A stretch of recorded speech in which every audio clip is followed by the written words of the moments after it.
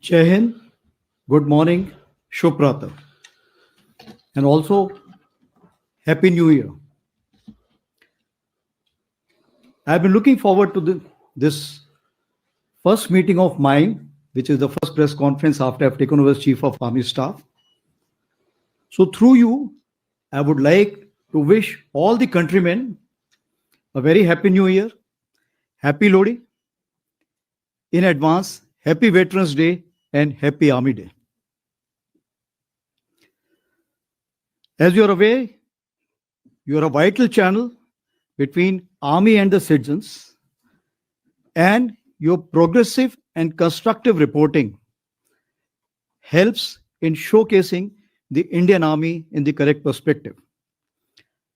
I'm a strong proponent of the theme that mass media and security forces have great potential to converge together towards nation building and national security.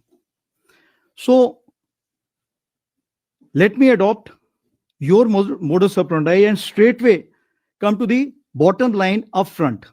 That is what is my mission statement.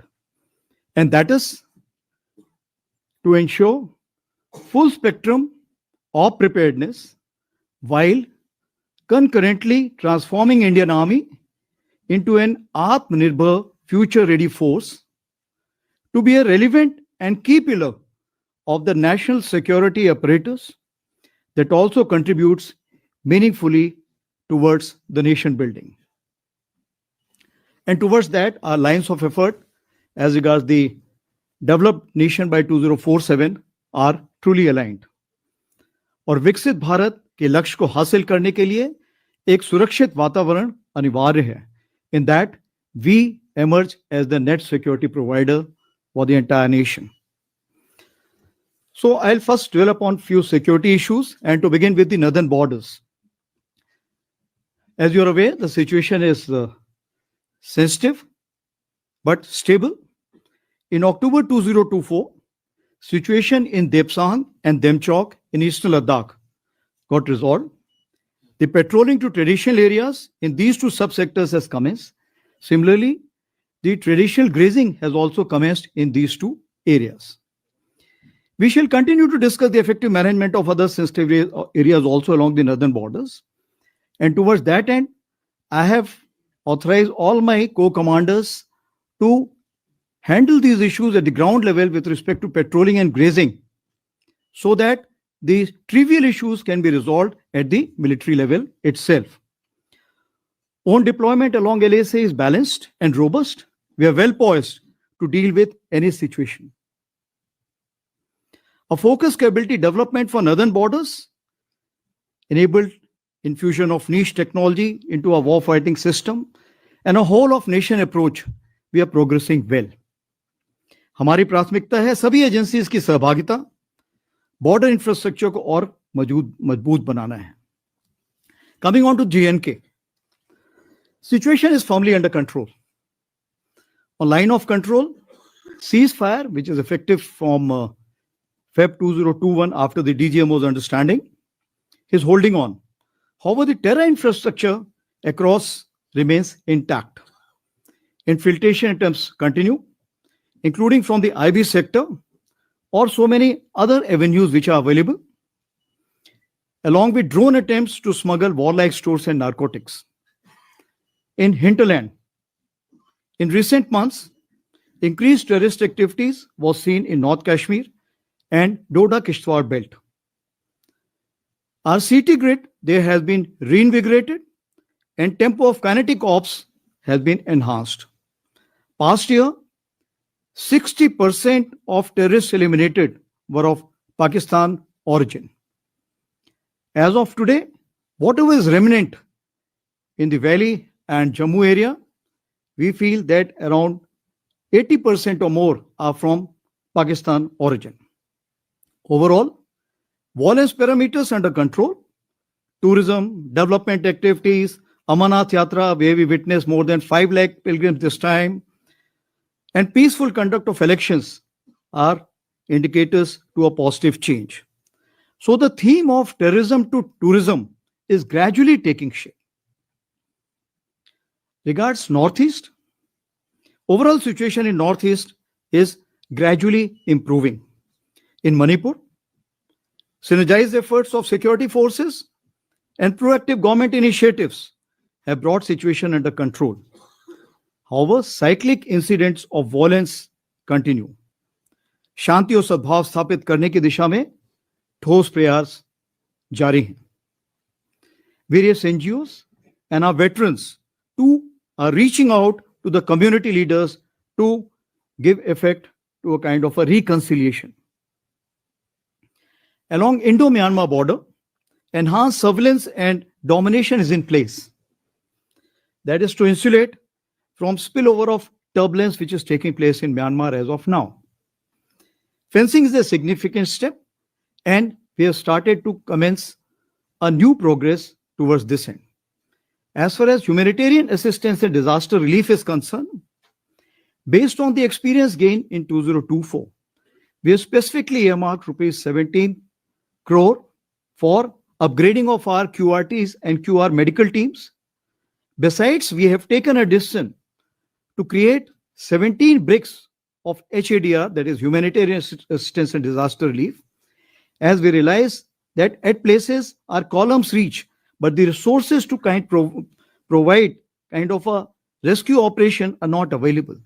Towards that end, we are creating these 17 bricks. It is pan-India.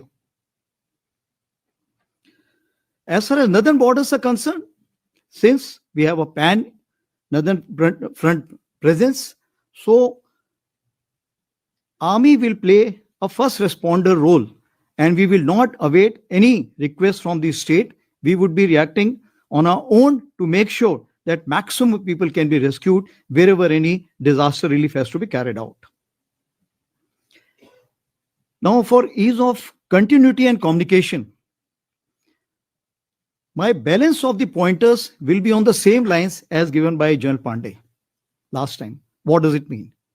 As you know, my predecessor was a visionary, and he declared 2023 as the year of transformation, and he declared 2024 as year of technology absorption. So what I have done, that once I took over, the year of the transformation was declared as the decade of transformation, commencing from the time General Pandey had announced. And year of technology absorption was extended to 2025 also, because there's a lot to be done as far as the technology absorption is concerned. So, year of transformation, since it becomes a decade of transformation, so the pillars remain the same. So, I would be covering balance of my update based on those 5 pillars which were given to you by General Pandey. To begin with, it starts with force restructuring. So, it's a continuous process to give effect to organization structures commensurate to threat and technology infusion to ensure the operational effectiveness. As of now, we have already carried out some reorganization in cyber, electronic warfare, ISR units, and rebalancing 1.0 in consonance with our new emerging threat. Now what we are looking for is the rebalancing 1.5. We are also looking at new tailor-made organizations in the field of ISR, special ops, combined or integrated or all ops brigade. Then we are looking at info ops groups. We will also be looking at raising of some combat units or the headquarter, and some de novo organization based on the emerging technology, for example, MUMT, that is manned unmanned teams. We also remain alive to the requirements of theaterization. So, in conjunction with theaterization, we would be looking for some changes which will include in terms of the areas, sub-areas, div, core, and command headquarter, which will be duly synergized with the theaterization initiative. Now, coming on to the second pillar, that is modernization and tech infusion. So, as for the force modernization is concerned, you are well aware that from EP 1 to 4, we had carried out major procurement, which was enhancing our cumulative combat effectiveness. And now we have also been approved the emergency procurement for CT ops, because we have carried out a major induction of regular troops in the Punch Rajouri area as well as in the valley. So therefore, there is a requirement for some additional equipment. As for the fields are concerned, it's firepower and lethality, protection and mobility, and we are looking at night to be fought as day. As far as drone and counter drones are concerned, we are looking at no scaling as of now because it's an evolving technology. So we will need new structures, we will need new kind of drones and new scaling. So based on the operational requirement, we're working towards that. As of now, I call it eagle on the arm for every soldier. What you also hear, the new term which is coming as FPV for the drones. As far as the artillery is concerned, the mediumization process is on, and 155 caliber has been kept as the main caliber. As far as the mechanized platforms are concerned, we are on our path for modernization with respect to the FRCV, FICV, light tanks, and wheeled AFVs. Aviation, LCH induction has already commenced. As regards the loiter and precision munition is concerned, I must give the credit to the domestic industry that which was a far-sighted thing is now seeing the light of the day, and we are able to kind of orders from the Indian industry developers.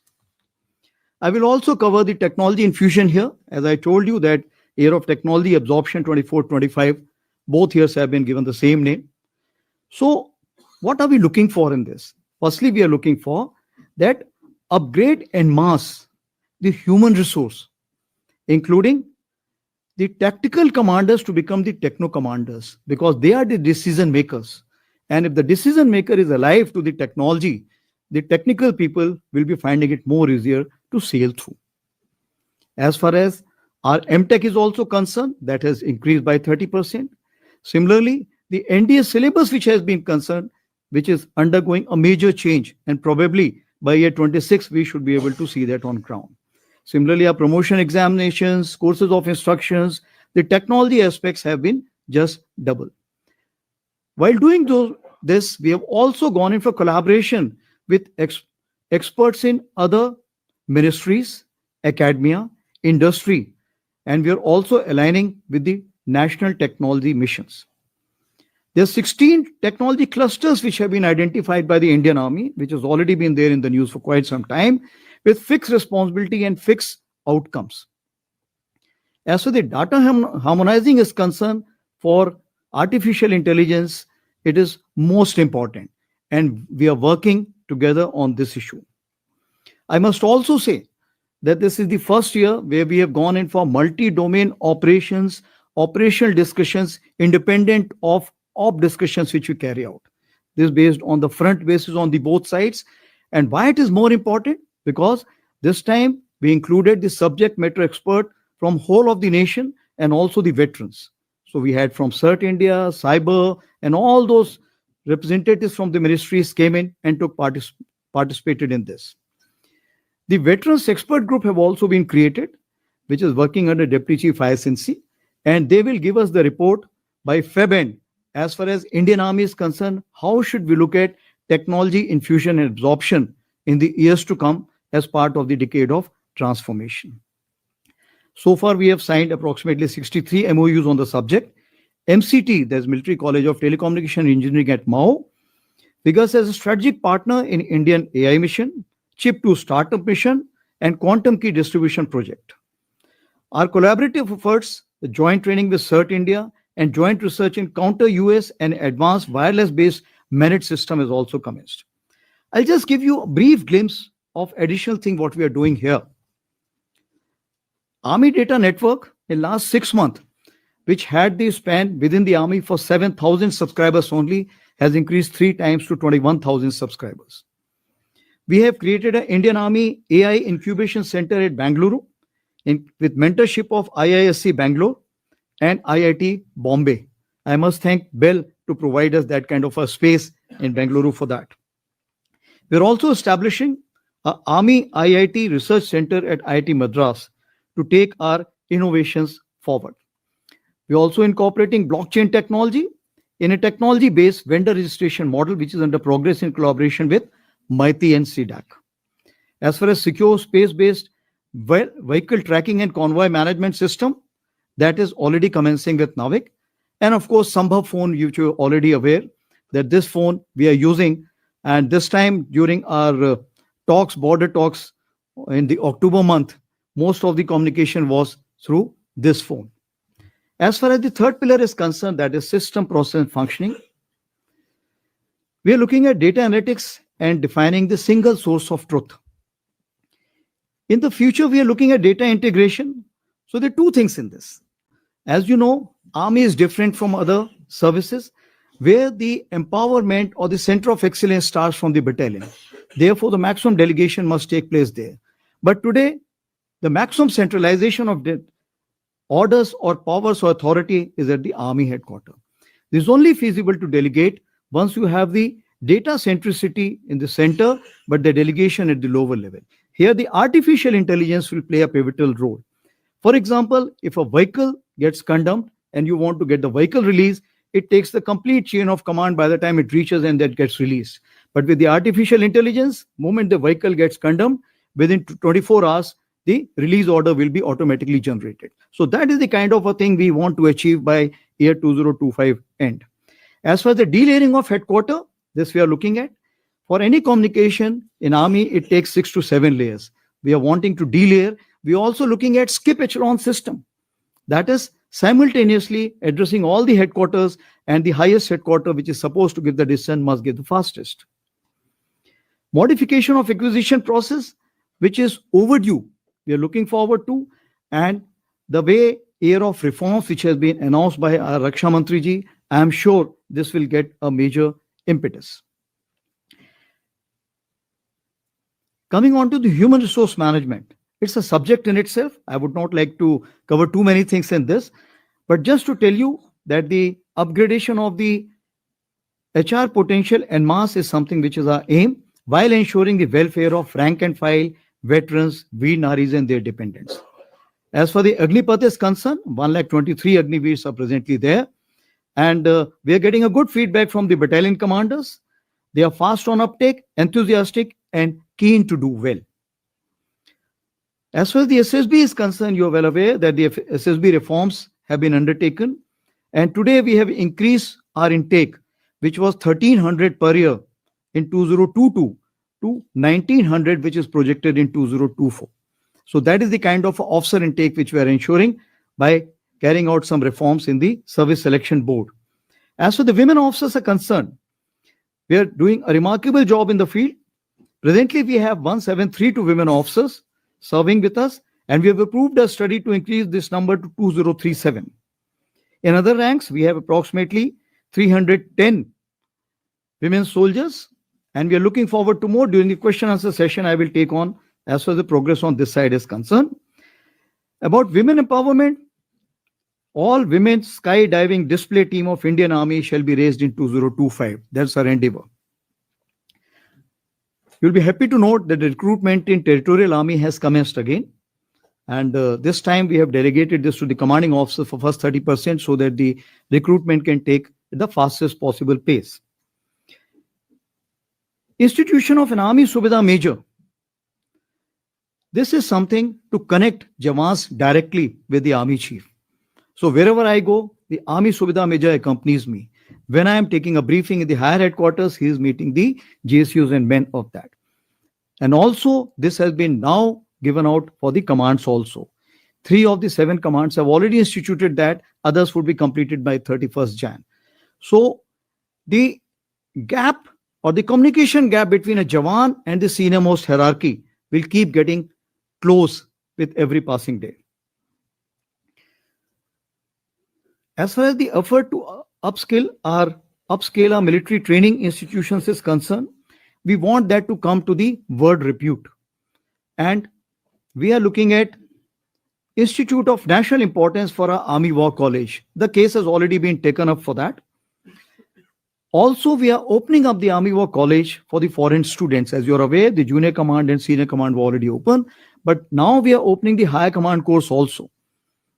And this time, as a trial basis, we are doing it for a week. Next time, we'll increase it based on the feedback. This time, for this 7-day capsule, we'll be having the academia, industrialists, possibly the media also, bureaucrats, as also the foreign officers who always come and attend the course there for HDOC. As far as the veterans are concerned, Project Naman, as you are aware, we had started this scheme in August 2024. 14 centers were open. A very positive response has been received in that. And therefore, we are planning to open this approximately 200. And this is in conjunction with Common Service Center, which is the SPV of Maiti, and also the HDFC CSR. We are also gone in for a series of Shaurya Samprava for the veterans. More during the question answer, I will explain about this. Coming on to the fourth pillar, that is jointness and integration, though it is the domain of the CDS, but I would just like to say that in jointness 1.0, we have gone in for the integrated acquisition plan, courses of instructions, commonality, joint logistic node, common utilization of bases and station amenities. In 2.0, we have gone in for addressing the service culture, thinking and symbology. Here we made a good progress in doctrines and SOPs also.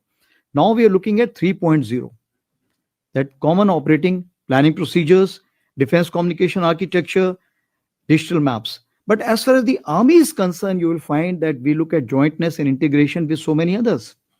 In border area, we're looking at jointness integration with our CAPS who are working with us. In the hinterland, we are looking with the police and the CRPF and other agencies. Int-agencies, we are working very closely every day. Besides this, when it comes to the conventional operations, multi-domain operations has to have a whole of nation approach.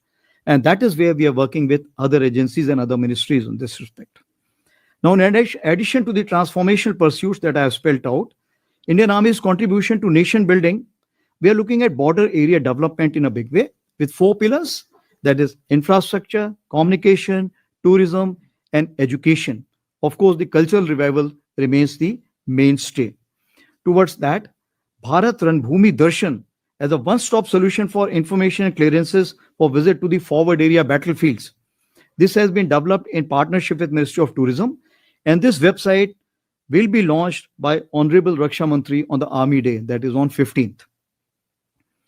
We've also gone in for a MOU with Gati Shakti Vishwavidyalaya for upskilling our Indian Army personnel towards synergizing dual-purpose infrastructure. Since Indian Army has to carry out a large-scale mobilization and it has a large-scale logistic requirement, so we have to align with the national logistic policy. And also this Vishwavidyalaya will train our people.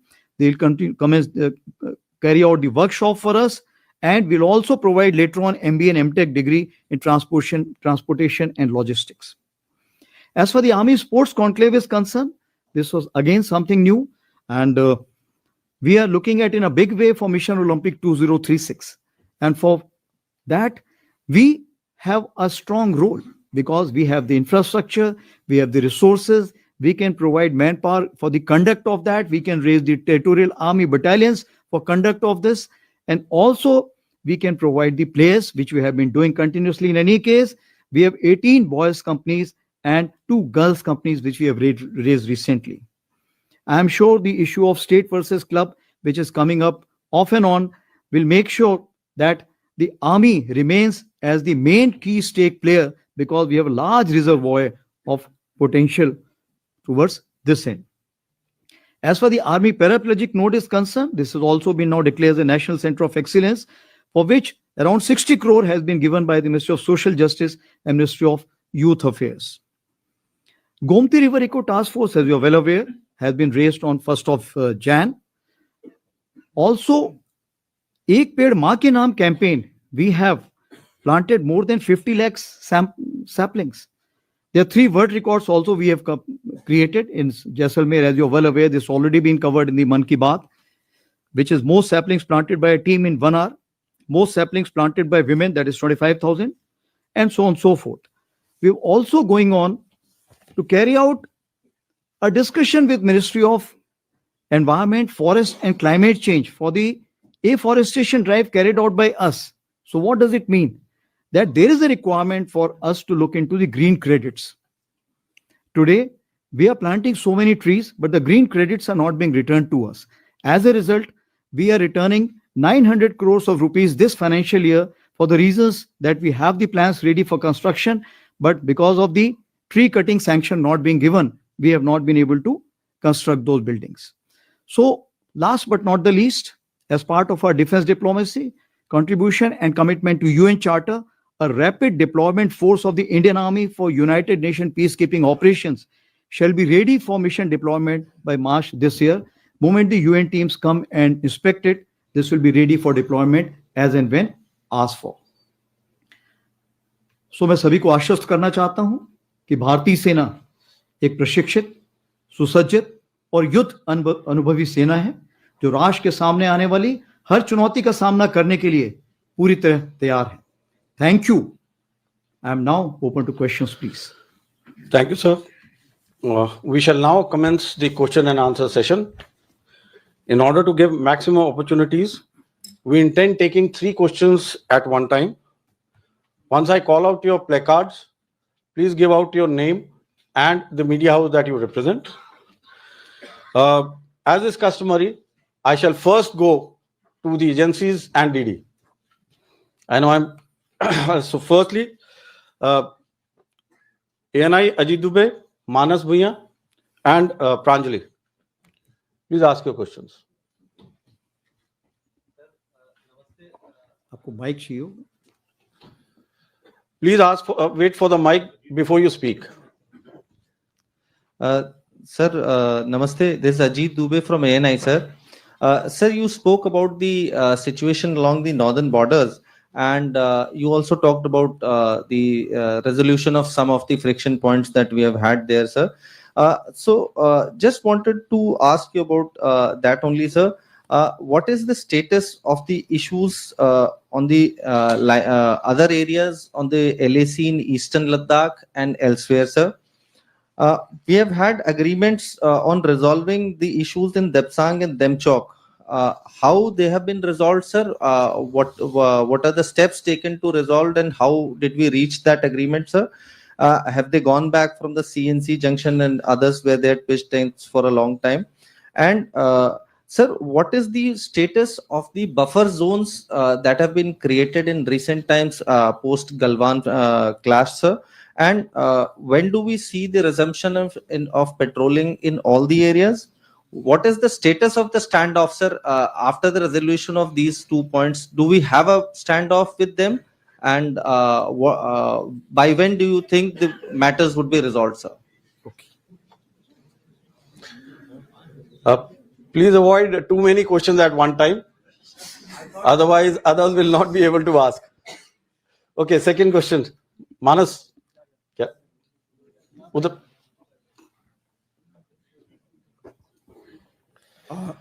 Hello, sir. This is Manas Pratim Bhuyan from PTI. My question is about Manipur. Sir, you briefly mentioned about Manipur.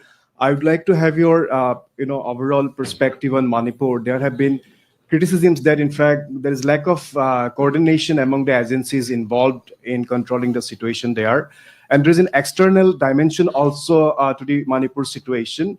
Various rebel groups have captured many crucial Myanmarese towns in Myanmar. So is it impacting the overall security scenario along the border with Manipur? Thank you, sir. Yeah, Pranjali. Either.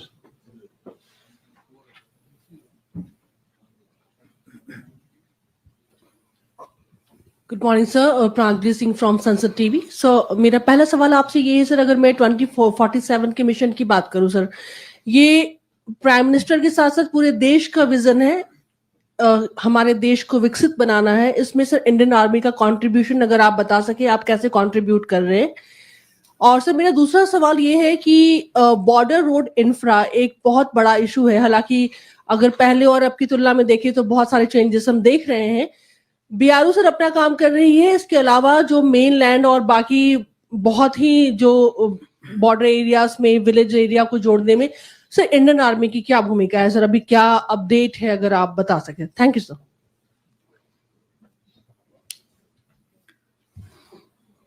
I think in these 3 questions, there must be about 13-14 questions.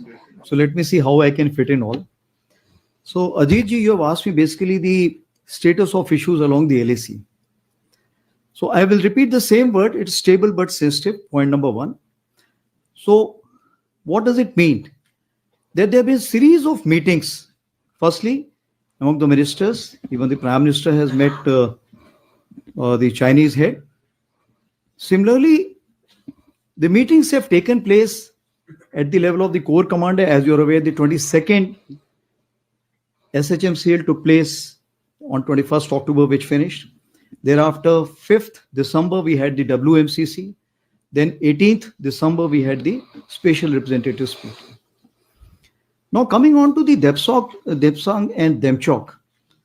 As you're aware, April 20 onwards, that both sides had moved forward and stopped the other side from going to the traditional areas where they were carrying out the patrolling. So what has happened in this disengagement, that both sides have agreed to go back to the areas where both sides feel, okay, this is where we used to come for the traditional patrolling. So that has been agreed upon and both sides have fell back. As far as the verification patrolling, 2 rounds have already been completed by both the sides over a period of time, and both sides are quite satisfied about it. Similarly, as for the grazing ground is concerned, those grazing grounds also been now mutually agreed upon. Those have been agreed, and the graziers are being allowed to go. Earlier, we were not allowing them to go because we did not want any kind of a inadvertent aggravation of the situation. The second question which you have asked is about the buffer zone. Let me tell the House that there is nothing called as buffer zone. When you carry out a kind of a negotiation, then you look at what can be solved immediately, what will take some time to resolve. Where you feel that the nature or the degree of violence can be high and the fuse is short, what happens? You create some distances. So when we carried out these kind of negotiations over a period of time, some places we declared as a temporary moratorium. It means that both the sides will remain back and will not go to the common areas because we still feel that if we meet at those places, the violence level may go high. So that is the terminology which is used as far as the temporary moratorium is concerned. Status as far as standoff is concerned. Now what we have to see that what all has changed from April 20. If you look at, has the terrain been doctored over a period of time? Yes. Both sides have doctored the terrain. Have both sides carried out the billeting construction? The answer is yes. Both sides carried out some stocking, deployment? Yes. So therefore, what it means that there is a degree of standoff. Now, once you have changed all this situation after April 20, so the trust between the two countries has to have a new definition. Therefore, there is a requirement for us to sit together and thereafter come to a broader understanding that how we want to kind of calm down the situation, restore the trust. So we are now looking forward for the next special representatives meeting which should take place, and also the WMCC, and based on the guidance given from that, we will be moving forward. Your related issue was that what is happening along the complete front. So as I have told you, that the Corps commanders have been now delegated the powers to resolve the trivial issues or the minor frictions so that they don't kind of later on become a big issue. So if they can be resolved at the lower level, that is being resolved. The timelines, I can only say that India has adequate strategic patience. Coming on to the second question, that is Manas had asked for Manipur. Overall perspective.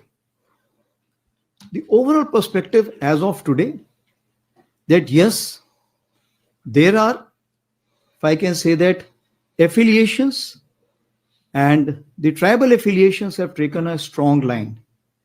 But we have to work as a whole of nation approach to make sure that the reconciliation must take place. And I'm very hopeful with the new governor who has gone there, the step towards this would be taken. As far as the lack of coordination is concerned, which you have brought out, I just wish to assure you there is absolutely no lack of coordination, but we have to understand that which side is where. When this problem occurred in May 2023, the police from various communities, it was very difficult for them to go to the different community area. So thereafter, the DGP had issued the orders that you go to the nearest police station to whichever community you belong to, so that at least you take on those duties.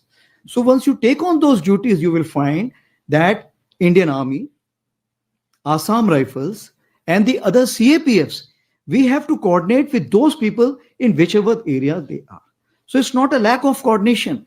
Rather, these three agencies are the only one which are able to provide the coordination as of today. As far as external dimensions are concerned, external dimensions cannot be ruled out. It's all over the media. So I'll just leave it at that. Now, what happens as far as the Myanmar side is concerned? Since there is some activities taking place on the Myanmar side, and it is claimed that the rebel groups are fighting with the Myanmar army or the Tatmadaw. As a result, there is a migration which is taking place, or the influx of refugees which is taking place. Even there was a time when the soldiers from the other side had walked up this side. We have made sure that all those who are coming here should be treated as refugees, and due respect and consideration and harbor should be provided to them. As far as the situation on the other side is concerned, if there is no support to the VBIGs, then what happens? These people are also moving in. Therefore, some kind of a surrender is taking place. Some kind of an induction is taking place where people are coming back and we are disarming them and allowing them to go. And thereafter, police is looking after those people. As far as our connect with the Myanmar army is concerned, I just wish to assure you that the connect is complete and we are interacting with each other in due harmony and making sure that the exchange of information and support which is required in terms of intelligence is provided from both the sides. Coming on to the third question which has been given out is 2047 Viksit Bharat. So as you have seen that as far as we are concerned, we are looking at decade of transformation. And why I went about explaining it? Because when you see the Viksit Bharat, or even if you look at year of reforms, you'll find there's a major synergy towards that. Let me give you a few examples. When we talk about nation first foreign policy and national security, what it means, the defense diplomacy and the deterrence which is required for any nation to kind of guard its border and ward off the adversaries. I would like to just say, deterrence is costly, but war is costlier.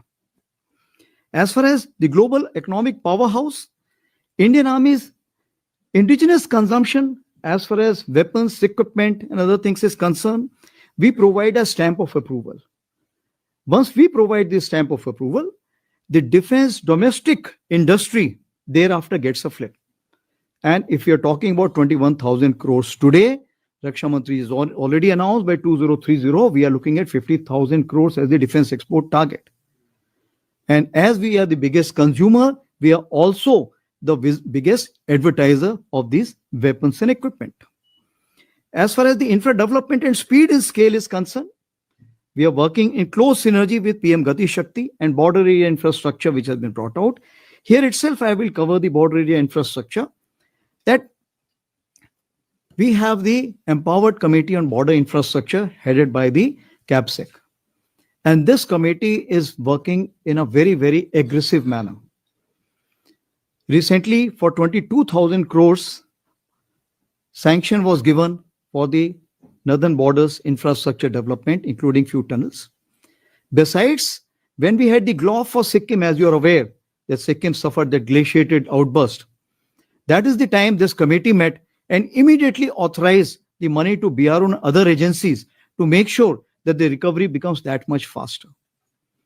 So I wish to assure you that as far as the planning and sanctions are concerned, that is fastest. Coming on to the BRO is working hard, but now the time has come, the aspiration of the Indian Army is manifold. many times what BRO can provide.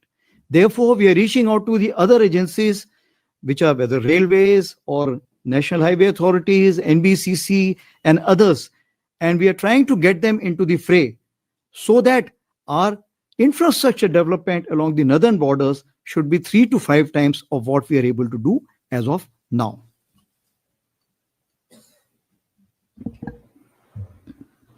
There are a lot many to cover as Viksit Bharat is concerned, but due to shortage of time, I leave it at that. Thank you.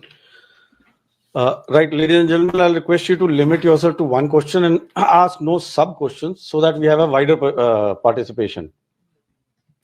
All right, we have 51, 26, 94.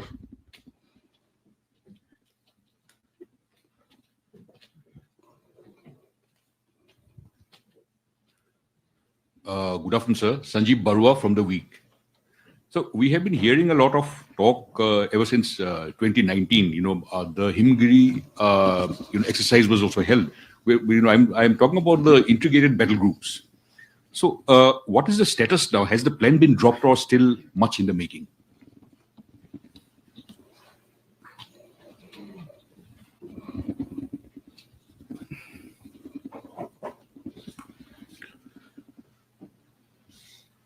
Next, please. Good morning, sir. Ajay Banerjee from the Tribune this side. Sir, I have a very pointed question. You have answered in detail Mr. Ajit Dubey's questions about the LAC. Do our troop deployments remain the same, or is there a plan to change the troop deployments in the future?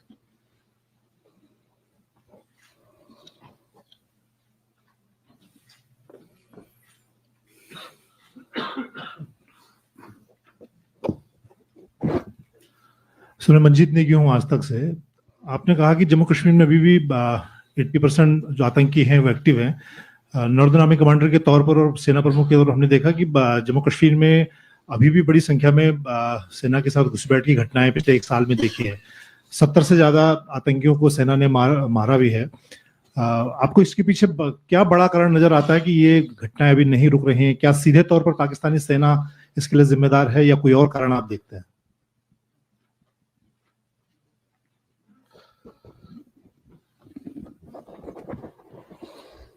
So firstly, I'll take on Sandeep's question, which is on the IBG. As you're aware, IBG, what we are working out is basically restructuring a particular strike corps. Now, when we look at it, it has some financial implication. Also, it has implication in terms of equipping as well as the human resource. It has taken a long period. It is in the final stages. And we are hopeful as of now, as I speak to you, the presentations have been given to in the MOD of all the decision makers, the presentations have been given. Few queries have been raised. We are hopeful because this is the first special purpose vehicle as far as the restructuring is concerned. And if it goes through, others will also follow suit. Timeline is difficult to give because wherever the bureaucracy gets involved, it will take time. But we are hopeful by year 2025, we will either create this IBG or we will cancel this project completely. Coming on to the next question. Ajay has asked questions about the troops deployment along the northern front. Like I told you, that troop deployment is directly dependent on the trust factor. And tangentially, I had told you about the capabilities which have been created. And troop deployment or the infrastructure development is dependent on the capability on the other side, not on the presence of troops on the other side. So as of today, the capability entails that we should continue to maintain this kind of a troops. We have two kinds of deployment called as summer deployment and winter deployment. Definitely during this winter deployment, the number of troops come down. So therefore, at least in the winter strategy, we are not looking forward to any reduction of troops. When it comes to the summer strategy, we'll take a review based on that time, how many negotiations, conferences, and meetings have taken place. based on the indications and assurances we may like to review at that point of time. The third issue which has been brought up by Manjeet, as far as the J&K is concerned, that the violence level is not reducing. Here I would like to just say that the violence level is being orchestrated by the epicenter of terrorism, that is Pakistan. If it is so, is the word helping us in kind of controlling this epicenter in any way? If the support is not forthcoming the way India is looking at, this kind of a terrorist infiltration will continue to be there. However, as of now, we have inducted 15,000 additional troops in year 2024. And that is why you will find that the violence level has gone down, where we have been able to neutralize 73 terrorists, out of which 60%, like I told you, were Pakistan terrorists. The elections, if you see, the elections, the parliamentary elections, state assembly elections, both had nearly 60% plus minus voting. It means that as far as the local population is concerned, local population is going with the peace. The recruitment was only 4 for year 2024.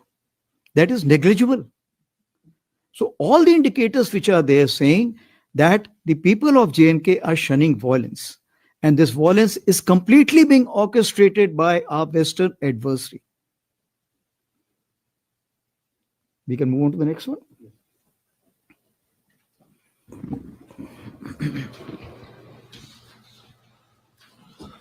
Uh, 21, 96, and 172. Good afternoon, sir. Rahul Singh this side from Hindustan Times. Sir, my question relates to this recent assessment by a senior general on the performance of women officers in the army, specifically limited to the Eastern Command. You said they're doing a remarkable job. Have you taken note of the concerns which were flagged by the then Corps Commander of 17 Corps? Are there any steps being taken to kind of fix those gaps, or is there a sense that perhaps it was a wrong call to give them command role without without carrying out all the steps that were necessary?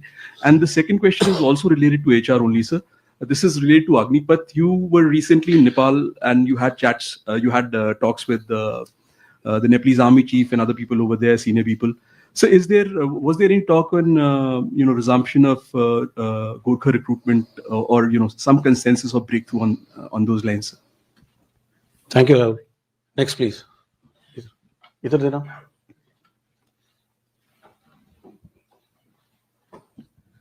Sir Rajiv Ranjan NDTV से मेरा सवाल ये कि अभी हाल ही में sir आपने कहा कि जो फौज में आना चाहते हैं वो वेतन के लिए नहीं वतन के लिए आए। सेना पहले से ही अपने लोगों को काफी अच्छा ख्याल रखते हैं, सुख सुविधा की बात करें, इवन रिटायरमेंट के बाद भी।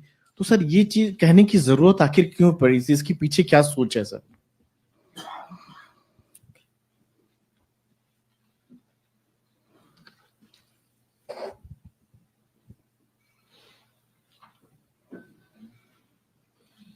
Who's the third?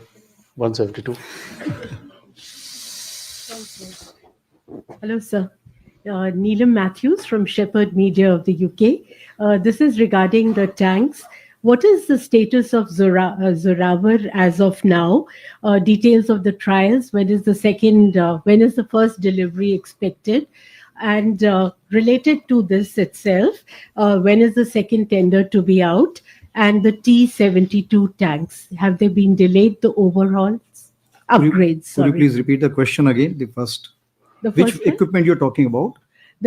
I'm talking about the Zorawar tanks. Okay. What is the status of it, the trials, the delivery, and also when is the second tender for the Zorawar supposed to be out? Okay. And it's all related, sir. And the overhaul of the T-72s, has that been delayed or are you taking it up now? Thank you. Okay. I think one question, एक के साथ एक free, it becomes two questions for everyone. Okay.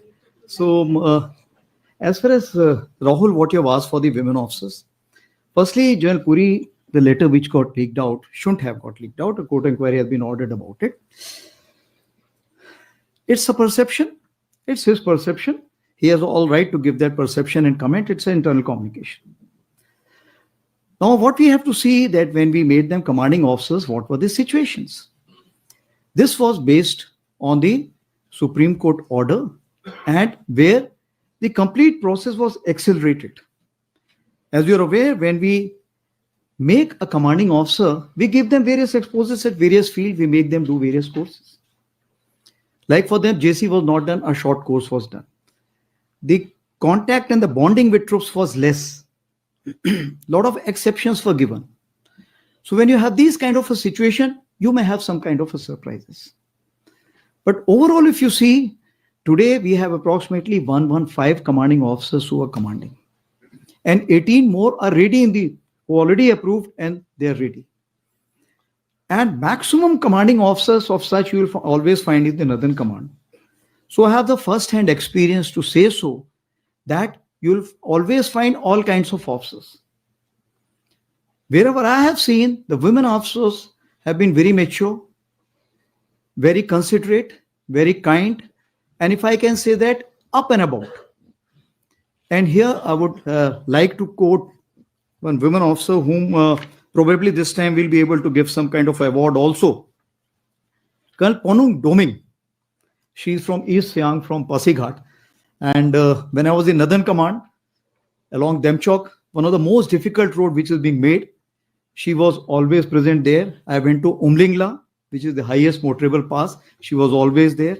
When I went to an underground cavern, and she was also there. So what I'm saying, you'll find all kinds of examples. So one particular example cannot be taken as a kind of a yardstick. Today, I just wish to assure you that women officers are doing exceedingly well. And if I have to give you some yardstick, today there are approximately 16 officers who are doing staff college. The women officers who are pilots in the aviation branch also, RTO already aware, we have already started. In the TA battalion, CSC battalion, AOC battalion, I have first-hand experience to say so, they're doing exceedingly well. Now, what is important is over a period of time, we have to look into, as far as Indian Army is concerned, we want a strong women officer. So what it mean? Kali Mata ka roop? Maybe.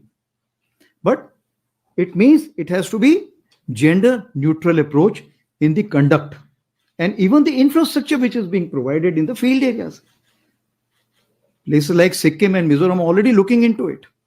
The physical test parameters should be nearly be the same, but keeping in view the physical conditions, there may be some kind of exceptions which will be made.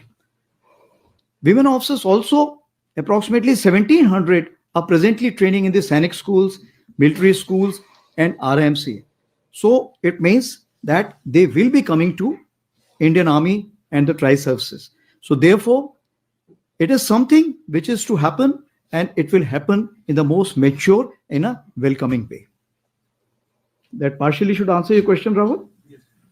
Coming on to Agnipath, as far as Agnipath is concerned, as you're aware that this is not the subject due to army chiefs will discuss, and it's a political decision. And as far as India is concerned, India has already given its proposals to the Nepal side, and as and when we hear from the Nepal side, we'll be working towards that. Is it causing any deficiency in the army? No, as of today, wherever such deficiencies are there, it is being filled in by other recruitable military population. Coming on to Rajiv, आपने पूछा है वतन और वेतन क्यों? सबसे बड़ी चीज ये है कि हमें ये समझना चाहिए कि भारतीय सेना किन मुद्दों पे बनी है, किन सिद्धांतों पे बनी है। क्या वो सिद्धांत पैसे के हैं या नाम नमक निशान के हैं? तो मेरा ये कहना है कि आप नाम नमक निशान के लिए आइए, अपनी पहचान के लिए आइए, एडवेंचर एक्टिविटी के लिए आइए। मैं हमेशा ये बोलता हूं कि कारगिल में अगर एक जवान लड़ाई में आगे गया था तो क्यों गया था? क्या वो पैसे के लिए लड़ने गया था? वो अपने साथियों के लिए लड़ने गया था, अपनी बटालियन के लिए लड़ने गया था, अपनी मिट्टी के लिए लड़ने गया था। तो मेरा सिर्फ यही कहना है कि आप आते हैं तो सिर्फ पैसे के लिए मत आइए, आप हमेशा इन मुद्दों को भी साथ में लाइए और ये आपके अहम मुद्दे होने चाहिए। अगर आप इन मुद्दों के साथ आएंगे तो आप सबके साथ में शरीक होंगे, सुख दुख में शरीक होंगे और आप एक टीम के पार्ट बनेंगे। अगर आप वेतन के लिए आएंगे तो आप अपने आप टीम के पार्ट नहीं बनेंगे और हमें आपको अपने सिस्टम से अलग करना पड़ेगा। तीसरी बात मैडम मैथ्यू ने पूछी है जोरावर लाइट टैंक के बारे में। तो as far as Zorawar light tank is concern, you are aware that we are looking at approximately 354 tanks to begin with, and in Jan 2023 we had given the AUN for that. An expression of interest was given in April 23, and it was amounted to approximately more than 70,000 crores, 17,000 crores. So as of now, we are looking at 295 as part of Make 1 and 59 as part of the DRDO initiative. As you are aware that few veterans have joined hands together, and we have seen glimpses of this light tank, so-called Zoravar, making rounds. There's already been to the high altitude carried out some trials, and I spoke to the DG of DRDO who is dealing with this subject. As of today, when we speak, it is making its journey back to Chennai. And after the kind of a improvement which have been suggested during these trials, we will see the new version, and thereafter we'll carry out more trials on the subject. And once this finishes, I'm sure for the balance also, the orders will follow. Thank you. Sir. Oh, sorry. As for the T-72 is concerned, yes, slippages were there.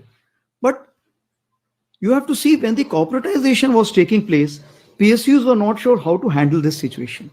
So what we have done, like I told you, that PSU is also our responsibility. Corporatization doesn't mean that we have given up our responsibilities.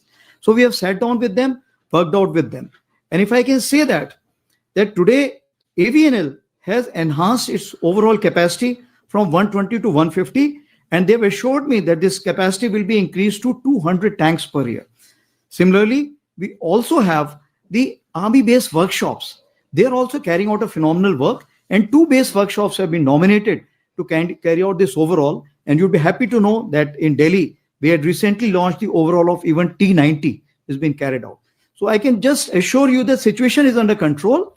Of course, when the change takes place, initially, first step is the most difficult. That step we have overcome. So now the pace of or the transformation, which will be much, much faster. Yeah.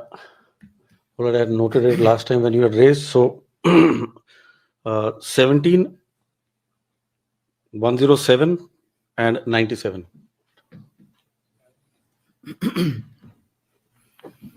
So here, sir. Yeah. So Shudhiranjan from Bloomberg. So just wanted your thoughts and views, given that the Indian Ocean region is becoming very, very militarized and contested. What kind, if any, capabilities are you looking at for the future, in tandem perhaps with the Navy, so that, you know, we are ready in case of any eventuality? And also, are you looking, you know, at a later date of basing troops outside? If so, which side, sir? Basing troops outside? Yeah, I mean, is there a consideration at all, sir? Yeah, 107. Yeah, please, here, Shinjar.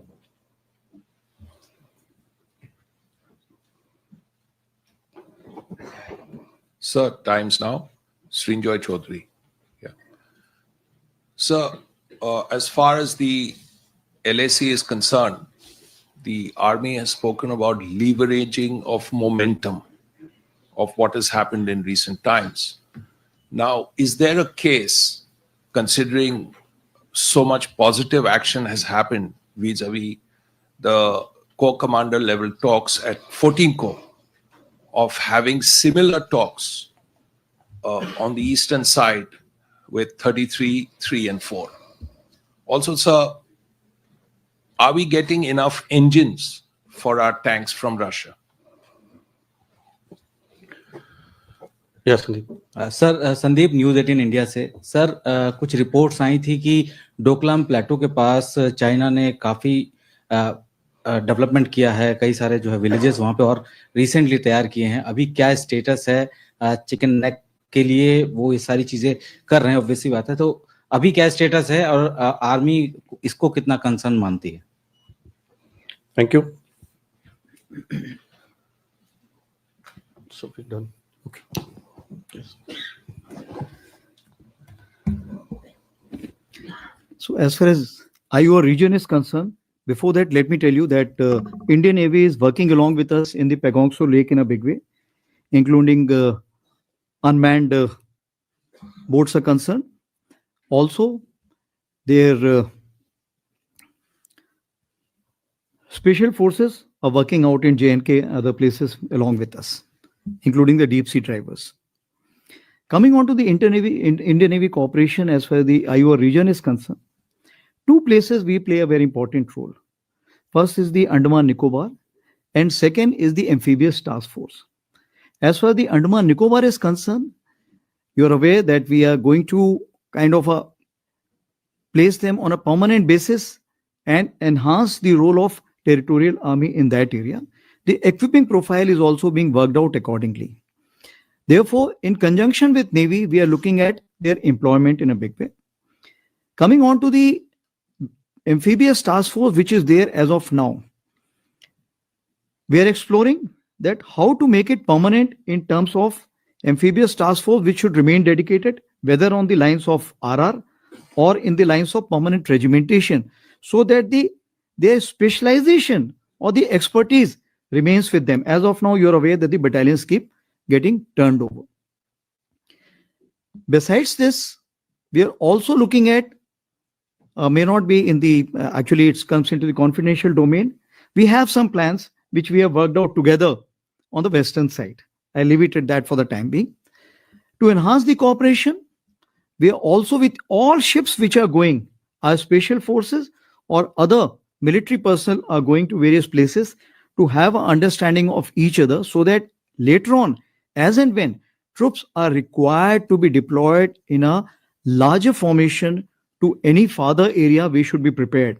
But as of now, India does not have any expeditionary designs. So we have no plans to deploy troops outside as of today. Coming on to Shinjo's question, you're absolutely right. That is what I said, that I am looking at now having these conferences. Like you are aware that firstly, we have opened up these conferences starting at the station commander level, battalion commander level, brigade commander level, div commander level, and corps commanders level. Till brigade and div commanders level, as it is, the talks are taking place. But now we are looking forward, as the SR mechanism and WMCC keeps giving us guidance for all the three corps which you have said, we would be looking forward to having this more coordination, and we will be empowering them with the military decisions which are required to be taken in future. There was one more question which you had asked. Yeah, tank engines, as of today, we do not have any issue in terms of, because India has adequate capability to kind of manufacture those. I have gone and seen them myself. I visited those factories. So a fair degree of assurance, as of now, we do not have a problem. When we look at the transformation, upgradation, when we look at the super high altitude areas which we require high powered engines, then we have to work out. And for this, we are already in talks with various people, various countries, and some kind of a contracts have already been signed. But I just wish to assure you that in those contracts also, as of today, there is no delay. The assurance what has been given to us, we are very sure it will go through in the same time frame. Now, ZTV, your question was Doklam and chicken snake. So as far as chicken snake is concerned, I would like to put it in a different perspective. That is our strongest point, because all the forces which are there in West Bengal, all the forces which are there in Sikkim, all the forces which are there in Northeast, from all the three sides, our forces can congregate there. So that is the strongest point. That's not the weakest point. Let me assure you that. As far as the activities of China is concerned, we are keeping a close watch, and whichever quarter are required to be kind of sensitized with that, that is being done. And what we talked about, are our forces ready for any kind of action or reaction? Our forces have always been ready, and there is no let up on that. Thank you. I know you wish to. Yeah, please give a chance. Yes. Out of turn. Right. In fact, I have a lot of these. We may be able to just about squeeze in one, sir. No issue. We'll carry on. Right, sir. Thank you, sir. So, ladies and gentlemen, the next group would be 50, 67, 22, and Manogya. Okay, Manogya, you, since the chief has already said, out of turn, please ask. Grateful. My question was on women itself. I'm Manogya Loiwal, anchor and editor, ABP News. The question is, you've spoken about the role of women, increasing role of women in army. What is the quantum of increase? Do you have a considerable number that you can share? और एक सवाल हिंदी में, आने वाले दिनों में गणतंत्र दिवस पर क्या विशेषताएं रहेंगी सेना की तरफ से, सेना प्रमुख के मुंह से सुनना चाहेंगे. गणतंत्र दिवस में विमेन के लिए पूरी तरफ से, सेना की तरफ से और महिलाओं के लिए दोनों.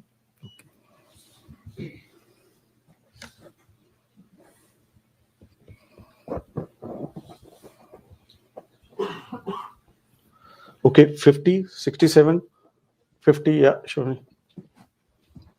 Hello, sir. I'm Shivani Sharma from India Today.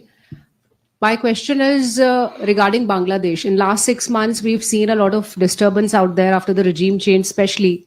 And there have been reports of vulnerability along the northeastern states, as we see a very free movement that is being allowed, especially for the anti-India elements in few parts of Bangladesh, close to India-Bangladesh border. We also see a lot of procurements that are being intended by the Bangladesh in terms of new tanks, fighter jets. How do you perceive this change in posture, and how prepared are we in terms of protecting our borders with Bangladesh?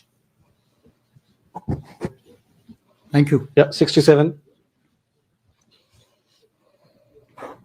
Good afternoon, sir. Dhruv from Bharat Shakti. Sir, recently the Defense Secretary had said that pecuniary issues are no longer an impediment, but the three services as well as the DRDO have been time and again saying that, there is a bit of financial crunch here and there. So what is your opinion on that? And number two, sorry for the second question, but you put a very cogent argument in terms of, say, scaling up of drones. But what about counter drone systems, sir? Thank you. So first question Yeah, was on the financial. Sorry. Could you just tell me the first sentence what you used? Sir, Defense Secretary R.K. Singh a few days ago had said that financial issues are no longer a constraint. Yeah, Perry.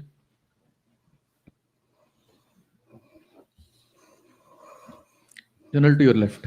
Dinika Perry with the Hindu. So, like everyone, I'll ask two questions. One, has there been some understanding on Yangtze is concerned, to not block Chinese patrols and allow them to patrol like in the past? Two, a domestic question on the painting, which created a lot of news all across. So what was the reasoning behind that? And the question I'm asking is, one logic given by many is that old should give way to new. If that is the logic, then the painting, has Chanakya, Garuda, chariots, but not independent India's finest victory. So understand the reasoning and the logic behind it. Thank you. 3 over or 4 over? Yes, 4. Monogya was an additional, sir. So as far as RD parade is concerned, there are a lot many things. So I think the too large a canvas for me to cover. So I will not, I'll skip that question because too many things. But coming on to your women intake is concerned. So I would like to just say that NDA as of today, we have 60 cadets, army cadets. And every year we are looking at about 20 cadets. Also in the OTA, that is Chennai and Gaya, we are looking at 120 per year. Serving soldiers, I've already told you. Women officers, I have told you it's coming to 2037. It will be increase of approximately 1,000. But what is important is women as other rank. Now it involves change of Army Act Section 12. So we are going in for the change. And by 2032, we are looking at approximately 12 times increase. We are wanting to make it 1,200, then slowly and slowly to 1,700 per year. So gradually the number will increase. Like I told you that the acceptance, we creating that kind of an environment is equally important at this point of time. We have a Vishaka guidelines. but we do not have similar guidelines for the men. So therefore, when we talk about gender neutrality, slowly and slowly we have to prepare the society and the military for that. Once we get that, you'll find the number will continue to increase. We call something called as guardian force. What it means that you may not be in the direct contact, but you are controlling those weapons which may have an impact on the forward troops. Now, such forces you will find that the women can play a very important role. Therefore, in the second and third tier, they will play a pivotal role, and we are very sure in the days to come, their number will keep increasing. As far as the total number of women in Indian Army is concerned, among the officers, if I include the AMC and others also, RBC, etc., approximately 8,000 women officers we have today. And we include the TA also, which we have recently opened up, about 110 vacancies we are now going to give per year as far as the women intake is concerned. Coming on to the next question thereafter, Shivani ji, you asked about the Bangladesh. So I'll take your mind back to the comment which has been given by the Bangladesh chief recently, that India is strategically important to us, and same is vice versa. Bangladesh is strategically important to us. As of today, which is the other country which shares border with Bangladesh? It's a small portion, if you see, is on one side, on the southeastern side. Otherwise, it's all India. Therefore, we are the neighbors. We have to live together, understand each other, and any kind of animosity is not in each other's interest. As of today, firstly, there is no vulnerability from any side. I am in touch with the chief of Bangladesh during the time of when this changeover took place. I was in constant touch with him. And even thereafter, in November 24, we had a video conference also. As far as the military cooperation is concerned, is again going up in the same way. Our officers have moved there for the NDC also. There is no let up on that side. The only thing is, as far as the joint exercise which is carried out, because of the situation as of now, that we have postponed for some time. And as and when the situation improves, that exercise will also go on. When we talk about the relationship we should talk about when there is an elected government. So as of now, the relationship is with the military is well and perfect. Coming on to the financial issues which has been brought out, I fully endorse the views given by the Defense Secretary. Though I have the details of how much capital allocation was done, revenue allocation was done, that apart, whatever the Indian Army can absorb in terms of corresponding increase in the training, infrastructure, and the manpower, that is being authorized to us. Recently, the kind of sanctions which have been given to us are phenomenal. So that way, there is no problem at all. And our wish list is meeting, because it is not only the equipment what we are looking at. We are looking at infrastructure development. We are looking at raising few headquarters and so on and so forth. For that, we have been assured there will be no let up. And today, as we speak, we may be rather returning some amount of money for Shinkunla Tunnel, since that could not get completed. It's just started. The work has started. That money will be returning back. So there is no dearth of money as far as Indian Army is concerned. Counter US, what you had asked for, you're absolutely right. The US and counter US, this always has a ratcheting effect. So if the drone or the US has a technology development, counter US has to beat that. Thereafter, again, counter has to come. So this is an ongoing cycle. And in the counter US, what we are working out is in various forms. It is the kinetic form and non-kinetic form. In non-kinetic form, the ranges are less. Wherever we are using the, if I can say that, the jammer and the spoofer, there we are getting more ranges, and we are quite successful on that. But the number of equipment is limited. With every passing year, the number of equipment is increasing. So we are very sure that we will be able to take control of that. As far as the kinetic equipment is concerned, that is something keeping in with the limitations, has got its own kind of I say, very limited number. But in laser technology, we are working out closely with the DRDO. And in the days to come, we should be able to enhance range even in that. Dinkar ji had asked question about Yangtze. So, was there some other question other than Yangtze? Painting. Oh, yeah. That's a critical one for you. You have already published one side of the story, which I saw. So, thank you for that. Now, coming on to Yangtze is concerned, like I told you, that all the corps commanders have been empowered to go through the patrolling and grazing issues. And wherever you can harmonize the relations between the two sides, you should be able to do. As you're aware, when the SR talk took place, there was some press release given. So we are also looking at end of a Kailash Mansarovar Yatra to begin. We are also looking at some trade points to be resumed. So similarly, we are looking at that if we can have some kind of understanding, please go ahead. So that kind of a delegation has been given to the div commanders and corps commanders. They will come back to us. As far as we are concerned, it is, from my side, it is approved. I can only say that. Coming on to the painting. As far as this painting is concerned, let me tell you that there are two chief lounge. There's a one chief lounge here and one chief lounge in the South Block. As you're aware, South Block probably by year end we should be vacating it. We are not sure because Thal Sena Bhavan is under construction, and if it comes up in time, then we would be moving out from there. 16th December was chosen as the date to place that painting, the surrender painting, in Manekshaw Center, because that is an auspicious date where we should have placed it. As for the other chief lounge is concerned, it's a mural, it cannot be removed from there. So I had to take the decision from where to take it out. So it was taken that. Coming on to the painting which is there as of now, which is on ground. This has been conceptualized and made by Lieutenant Colonel Thomas of 28 Madras, which is the younger generation. If you see the golden history of India has 3 chapters. It has British era, Mughal era, and era before that. So if you wish to connect that and the vision which I have given you in the beginning, symbolism becomes important.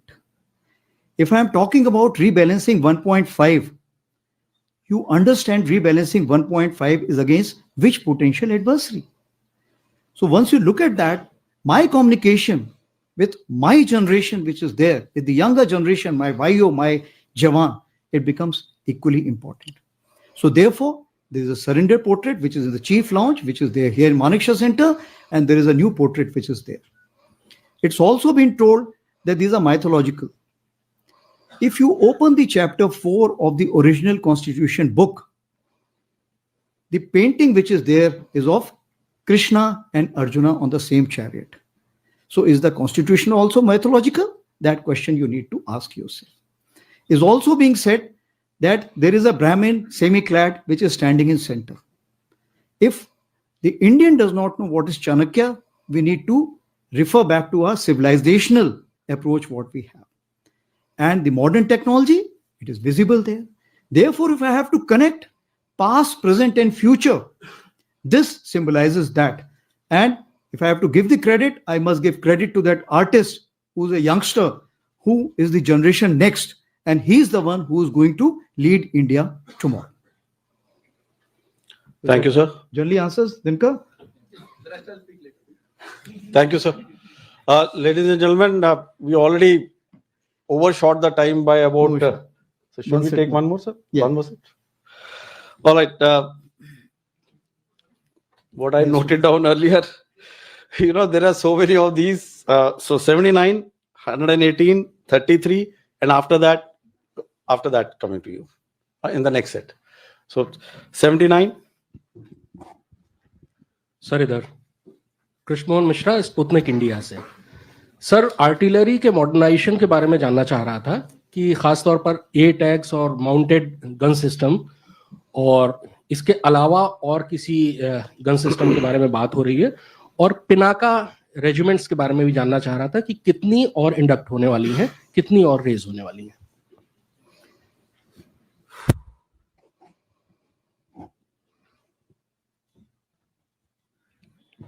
Yeah, 100. Sir, this side, Madhuren from News Nation. Sir modern warfare में हमने देखा है कि air defence system की जरूरत काफी हद तक बढ़ी है और उसके इम्पोर्टेंट को नकारा नहीं जा सकता। मैं जानना चाहता हूं कि इंडियन आर्मी का क्या प्लान है फर्दर, क्योंकि हमारे पास लिमिटेड रिसोर्स हैं अगर एयर डिफेंस सिस्टम की बात करें। फर्दर हम कितना इन्हांस करने वाले हैं और किस तरह के इसके डिप्लॉयमेंट होंगे। एक छोटा सा सवाल और भी है, क्योंकि वन के साथ वन फ्री आप दे रहे हैं। तो दूसरा सवाल सर एक और मुल्क के बारे में है जो अफगानिस्तान है, जिसके साथ हमारे डिप्लोमेटिक रिलेशंस एस्टेब्लिश होते जा रहे हैं और इसकी गवाही हाल में मिले हुए फॉरेन सेक्रेटरी की मीटिंग से भी हमें मिली है। क्या कोई मिलिट्री रिलेशंस भी हम एस्टेब्लिश कर रहे हैं अफगानिस्तान के साथ या फर्दर हम देख रहे हैं?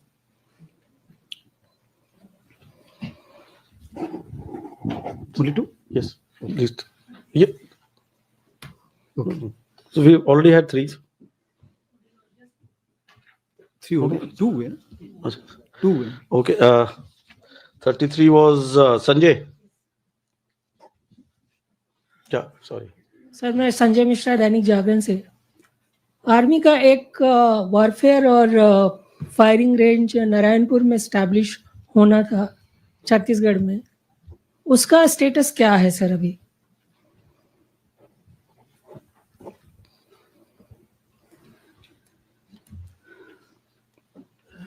मिश्रा जी आपने हिंदी में पूछा था, इंग्लिश में पूछा था? तीनों ही हिंदी में। ओके। तो जैसे मिश्रा जी आपने पूछा है कि हमारा आरटी गन का हमारे बारे में क्या सोच विचार है, तो आरटी का जैसे मैंने आपको बताया कि मीडियमाइजेशन के बारे में हमने सुचारू रूप से तय कर लिया है कि 2032 तक हम 50% जो है मीडियमाइजेशन कंप्लीट कर लेंगे। जहां तक माउंटेड गन सिस्टम है, जिसको हम MGS बोलते हैं, वो हमारी 300 जो है तकरीबन हमने उसकी TC कंप्लीट कर ली है और इक्विपमेंट अंडर ट्रायल में जा रहा है।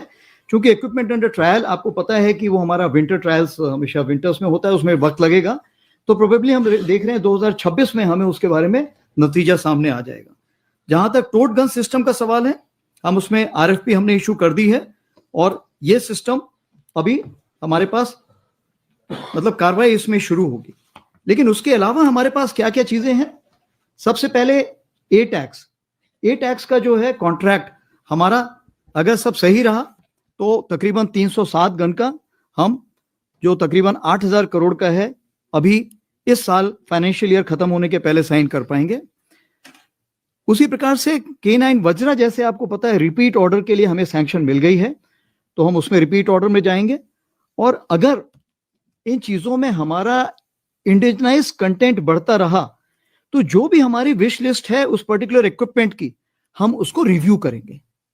अगर उसमें इंडिजिनाइज कंटेंट ज्यादा है तो हम मिड कोर्स रिव्यू करके हम उस इक्विपमेंट को ज्यादा लेना चाहेंगे बनस्पति उस इक्विपमेंट के जिसमें कि इंडिजिनाइज कंटेंट कम है। तो इसमें सोच विचार रहेगा।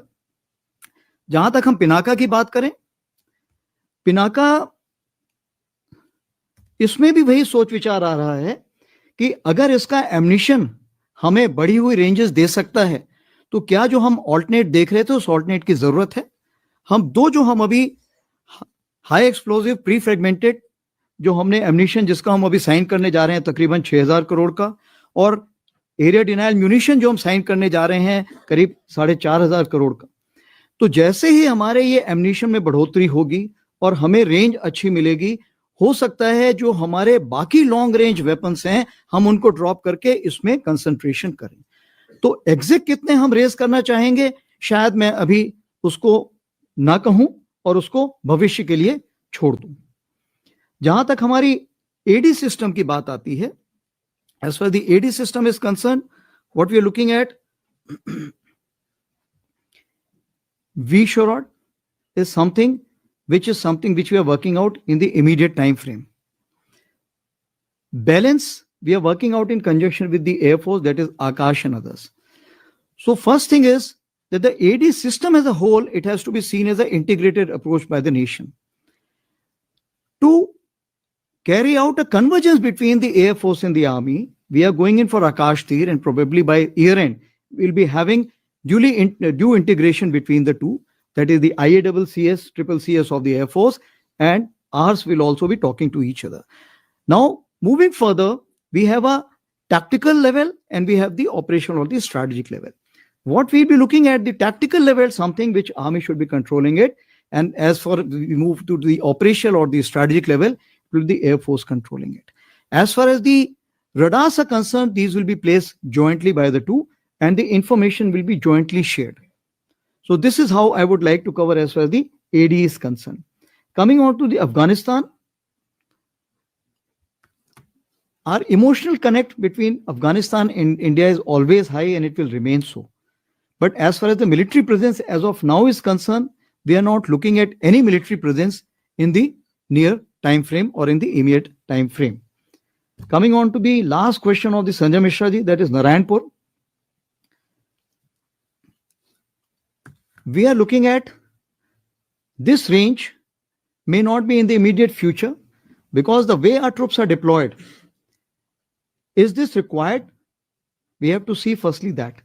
Secondly, do we have the troops in this area? As you are aware that in view of the rebalancing 1.0 what has been carried out, our troops are looking at super high altitude area.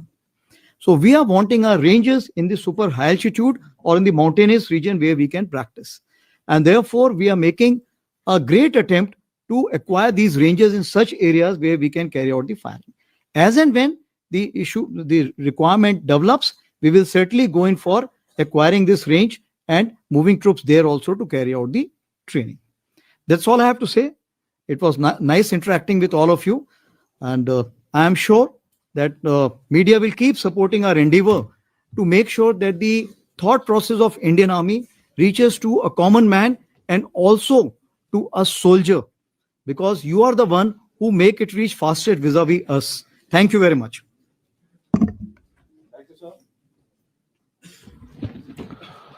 Ladies and gentlemen, thank you so much for your cooperation. I am alive to this issue that many of you have not been able to ask this question, but then the time is limited. May I request you to all be seated. Once the Chief of Army Staff has left the hall, you can then move out and we can congregate at the lower portion of this building for a lunch. Thank you.